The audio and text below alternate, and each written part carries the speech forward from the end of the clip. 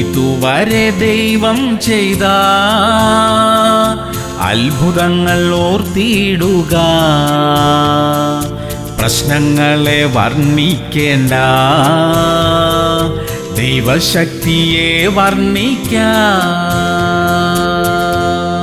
യോഹന്നാൻ 14:13 നിങ്ങൾ എന്റെ നാമത്തിൽ അപേക്ഷിക്കുന്നത് ഒക്കെയും പിതാവ് പുത്രനിൽ മഹത്വപ്പെടേണ്ടതിന് ഞാൻ ചെയ്തു തരും. പ്രിയമുള്ളവരെ, പ്രാർത്ഥിക്കണം. നമ്മുടെ ആവശ്യങ്ങളെയും ഹൃദയത്തിലെ നല്ല ആഗ്രഹങ്ങളെയും ദൈവത്തോട് പറയണം. നമുക്ക് വേണ്ടി നാം പ്രാർത്ഥിച്ചില്ലെങ്കിൽ വേറെ ആരാണ് നമുക്ക് വേണ്ടി പ്രാർത്ഥിക്കുന്നത്? അതുകൊണ്ട് നമുക്ക് വേണ്ടി, നമ്മുടെ കുടുംബത്തിന് വേണ്ടി, മക്കൾക്ക് വേണ്ടി നാം പ്രാർത്ഥിക്കണം. ദൈവം നമ്മുടെ പ്രാർത്ഥന കേൾക്കും, നമുക്ക് മറുപടി തരും. പ്രാർത്ഥിക്കാം. സ്വർഗീയ പിതാവേ, ഞങ്ങളുടെ ആവശ്യങ്ങളെ കാണണമേ, ഞങ്ങളുടെ കുടുംബങ്ങളെയും തലമുറകളെയും അനുഗ്രഹിക്കണമേ.